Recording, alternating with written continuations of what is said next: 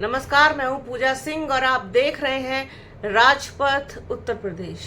दोस्तों, स्वागत है आप सभी का आज के इस नए वीडियो में। बहुजन समाज पार्टी की चर्चा, बहुजन समाज पार्टी की बात लगातार हम आप लोगों के साथ कर रहे हैं। जो भी अपडेट बसपा से रिलेटेड हो रहा है वो आप लोगों के साथ शेयर कर रहे हैं। अभी हाल में सहारनपुर देहात की सीट पर बसपा ने अपने प्रत्याशी फिरोज आफ्ताब की घोषणा की। फिरोज आफ्ताब का कार्यकर्ता सम्मेलन काफी सफल रहा। बड़ी संख्या में वहां लोग पहुंचे और उस क्षण के गवाह बने जो बसपा के प्रत्याशी फिरोज आफ्ताब शायद काफी लंबे समय से कर रहे होंगे। पूरा जोर लगाएंगे, पूरी ताकत लगाएंगे इस चुनाव को जीतने के लिए फिरोज आफ्ताब, और कोशिश रहेगी कि बसपा को जिताकर बसपा के हाथी को 2027 में लखनऊ पहुंचाया जाए, लखनऊ विधानसभा तक पहुंचे। ये कोशिश रहेगी बसपा के उन सभी प्रत्याशियों की जो इस बार पूरे ताकत के साथ, पूरे मनोयोग के साथ मैदान में उतरेंगे और अपनी ताकत झोंकेंगे और अपने भाग्य को आजमाएंगे। सबसे ज्यादा बेचैनी का माहौल समाजवादी पार्टी में है। भारतीय जनता पार्टी तो अपने तरीके से अपनी रणनीति के अनुसार अपना चुनाव लड़ेगी। कोशिश वो कर रहे हैं लगातार भारतीय जनता पार्टी भी, क्योंकि भारतीय जनता पार्टी एक ऐसी पार्टी है जो किसी भी चुनाव को कभी भी हल्के में नहीं लेती। वो तो अपनी तैयारियों में जुटे हैं, लेकिन थोड़ा समाजवादी पार्टी के लिए बेचैनी का माहौल है और कठिन परीक्षा सबसे ज्यादा होगी भी समाजवादी पार्टी की। पिछले विधानसभा में 111 सीटें समाजवादी पार्टी के पास हैं। बसपा के पास कुछ नहीं है खोने के लिए। जो कुछ भी बसपा को मिलेगा वो बसपा के लिए प्लस में होगा। अब समाजवादी पार्टी में बेचैनी का माहौल है, क्योंकि सोशल इंजीनियरिंग ऐसी है बसपा की इस बार कि वो डेफिनेटली प्रभावित करेगी। बसपा दलित, मुस्लिम, अल्पसंख्यक यानी कि, और आपके ब्राह्मण, क्षत्रिय, वैश्य और ओबीसी, इनके सहारे उतर रही है मैदान में। यानी कि एक कंप्लीट पीडीए आप कह सकते हैं इसको। उधर एक चैलेंज है अखिलेश यादव के पीडीए के लिए। तो बहुत स्वाभाविक सी बात है कि बेचैनी तो होगी, कुछ अजीब सी कैफियत होगी। अब इसमें एक झटका और लगा है समाजवादी पार्टी को मेरठ में। वैसे तो मेरठ में बड़ी मजबूत स्थिति समाजवादी पार्टी की रही है आप कहें तो। उसका कारण है कि एक तो जो सीटें उनके पास हैं, जिनमें कि आपका मेरठ शहर की सीट, किठौर की सीट और सरधना की सीट, इसमें बड़ी संख्या में मुस्लिम वोटर्स हैं, बड़ी संख्या में।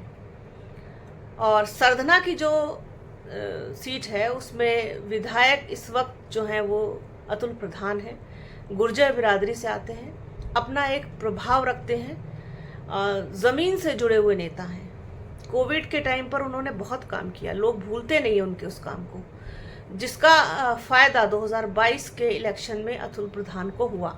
सभी बिरादरियों ने मिल करके अतुल प्रधान को जिताया। कारण ये भी था कि वहां पर पहले से भारतीय जनता पार्टी का कब्जा था सरधना में, और संगीत सोम वहां से विधायक थे। संगीत सोम किस स्वभाव के नेता है सबको पता है। तो कुछ ना कुछ एंटी इनकम्बेंसी उनके खिलाफ थी, जिसका फायदा भी अतुल प्रधान को मिला। फिर उनका सोशल वर्क कह लीजिए एक तरीके से। आप कोई भी व्यक्ति चला जाए अतुल प्रधान के पास, मुझे नहीं लगता कि वो कभी निराश लौटता होगा। तो ये उनकी अपनी एक आप जीत कह सकते हैं, अपना वो कह सकते हैं। हालांकि उनकी पत्नी को लड़ाया गया, उनकी पत्नी को भी टिकट दिया गया था मेरठ लोकसभा से, लेकिन एन मोमेंट पर, आखिरी वक्त पर वो टिकट योगेश वर्मा की पत्नी सुनीता वर्मा को मिल गया। उसमें से बड़ा दो धड़ों में बटी हुई है सपा। अतुल प्रधान की वजह से, एक योगेश वर्मा और ये सारा शहर वाला ग्रुप है जिसमें रफ़ीक अंसारी और शाहिद मंजूर और योगेश वर्मा, ये सारे एक तरफ हैं और अतुल प्रधान एक तरफ है। इसमें भी दो फाड़ हैं।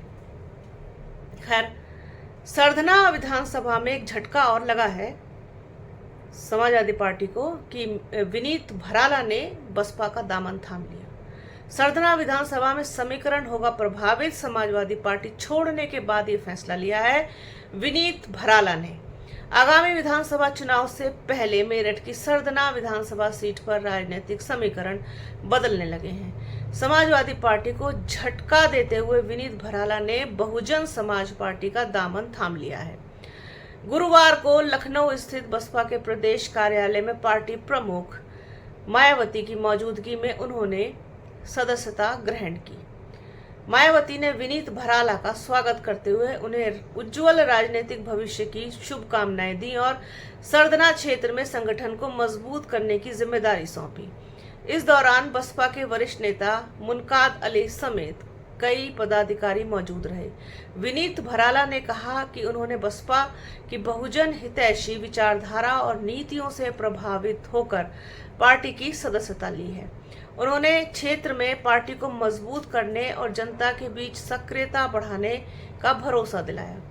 राजनीतिक जानकार इस घटनाक्रम को सरधना विधानसभा सीट पर बसपा की जाट वोट बैंक को साधने की नीति के तौर पर देख रहे हैं। विनीत भराला के पिता सत्यप्रकाश भराला लंबे समय तक समाजवादी पार्टी से जुड़े रहे थे। विनीत ने भी पिछले विधानसभा चुनाव में सपा से सरधना सीट का टिकट मांगा था, लेकिन उन्हें मौका नहीं मिला।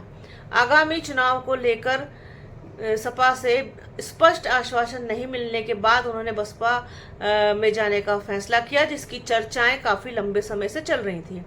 विनीत भराला के बसपा में शामिल होने से सरधना विधानसभा क्षेत्र की राजनीतिक सरगर्मियां तेज हो गई हैं। माना जा रहा है कि आगामी चुनाव में बसपा इस सीट पर जाट समीकरण को साधने की रणनीति पर काम कर रही है। अब बसपा सुप्रीमो मायावती अपने जन्मदिन वाली प्रेस कॉन्फ्रेंस में, मुझे आज भी याद है, उन्होंने खास तौर पर जिक्र किया था जाट समाज का। जाट समाज चूंकि किसान है और किसान वेस्ट यूपी में अपने गन्ने को लेकर के हमेशा ही परेशान रहता है। उसके कभी उसके मूल्य, कभी उसके तमाम जो प्रोडक्शन से रिलेटेड चीज़ें हैं उसको, और कभी बिजली, कभी पानी, कभी खाद, ये सारी चीज़ों को लेकर के वो हमेशा ही उसकी स्थिति बड़ी विकट रहती है। किसानों की तो हर जगह की दशा आपको पता है। तो खास तौर पर उन्होंने जिक्र किया था वेस्ट यूपी में जाटों को साधने के लिए भी एक कहना चाहिए कड़ी की ज़रूरत है, एक सपोर्ट की ज़रूरत है। तो वो सपोर्ट कहीं ना कहीं बसपा ढूंढ रही है। ज़रूरी नहीं है कि हर आदमी टिकट लेकर के सिर्फ चुनाव ही लड़े। चुनाव जितवाने में, चुनाव लड़वाने में भी लोगों की बड़ी भूमिका होती है।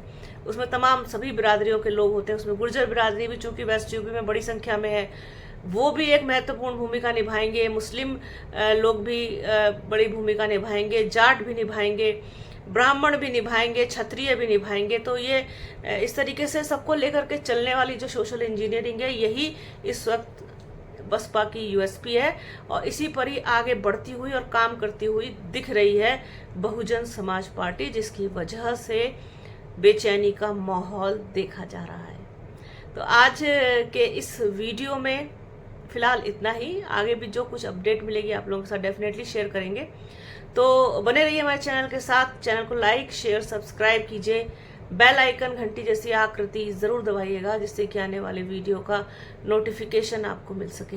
वीडियो को प्लीज़ पूरा देखिएगा, ज़्यादा शेयर कीजिएगा। अपना और अपनों का बहुत ख्याल रखिए। जल्द मिलूंगी आपसे एक नए वीडियो पे, एक नए मुद्दे के साथ, एक नई चर्चा में। तब तक के लिए जय हिंद।